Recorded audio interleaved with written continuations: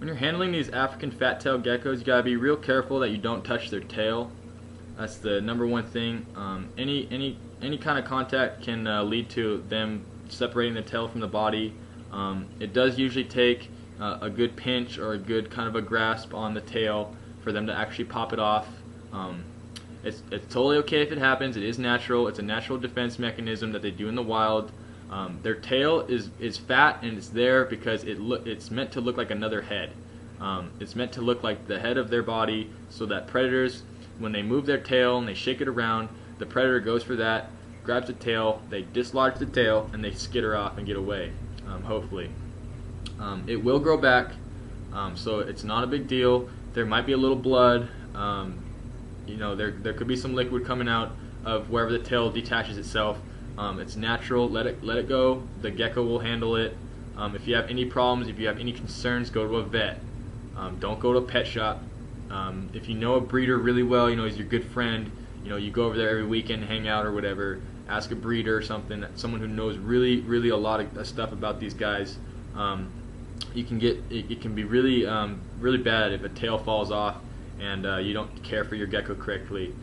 The tail basically has all of their fat reserves, a lot of their nutrients and vitamins and stuff that they've had built up that they've kind of stored. So it's really important for them to have a tail.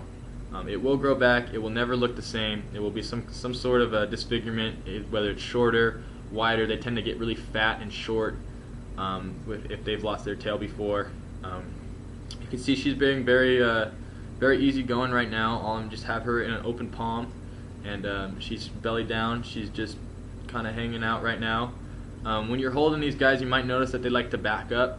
I attribute that to the same thing with the what I was just talking about with their head, to make it look like they're walking forward when they're actually walking backwards. So hopefully that predator would go after the tail.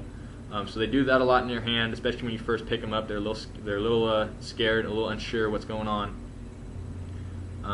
Right now she's not moving much, but if you do have a moving gecko, you gotta be careful because they do have some speed. If they want to get up and go and get away from you, they really can. So you gotta be careful. You gotta be comfortable. You gotta be really calm. You can't be waving your gecko around all over the place like this. Going crazy with it. Make sure you have you got an eye on it at all times. You know where it is. If you're just starting out with handling these guys, I would recommend getting a paper towel and putting it in your hand, putting the gecko on top of that big paper towel, and then just kind of holding that paper towel and letting your gecko kind of go around the paper towel. It's a really good way to get used to holding and feeling kind of what it feels like to hold a gecko, how much they weigh, how they move, and stuff like that.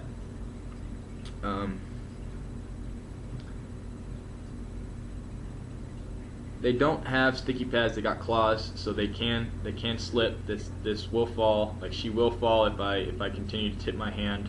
So be careful about that. Also, if they do get on the ground, you drop them on the ground, on the carpet, on the floor, whatever. Be sure that you have the doors are closed, or you got something that prevents them from getting under your couch and under your lazy boy chair, or in some dark corner under the refrigerator is a bad spot to have a gecko. It's really tough to get them out of there. So just make sure you kind of house-proof whatever, your apartment or your house, whatever room you have your terrarium in, or wherever you handle your gecko. Just make sure it's a safe spot to bring them out, and so that if they do get away from you, it's not too much difficulty to get them back inside their terrarium. When they do move, they are very, they do like to climb.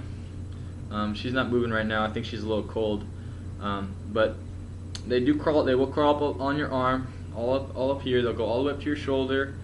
She's actually a couple times she'll go over on my back where I can't reach her, and she'll hang out there. That's kind of funny. But they do like to climb. They'll get all over the place. It's good to bring out an adult. I would say at least once a day, if not every other day. Trying to give them some good exercise. Let them crawl up on you, especially if you've been feeding them a lot. And the other thing, if you've been feeding them a lot and it's kind of cooler temperatures in their terrarium, take them out for some exercise, kind of get that metabolic rate going. The hotter the temperature, the faster they're going to digest their food, and the faster their blood's going to circulate. So just keep that in mind. These guys are very, very sensitive to temperature. It pretty much determines their entire existence. So just make sure you're always aware of that. Be very careful with these creatures. They are very, very small. They're pretty delicate. They got really tiny little toes and fingers. If you touch a toe, they definitely react. They don't like their feet being touched. Make sure you don't drop them and step on them. That's not good. You don't want to do that. And then just make sure that you have a good eye on them. Don't let them get away from you. They do like to climb, and like I said, they do have some speed. You'd be very surprised what a gecko can do when it gets a little scared. So just make sure you're always keeping an eye on your geckos. I got a lot more videos on geckos, stuff on lighting, substrate, diet, etc. Check them out. Some good stuff.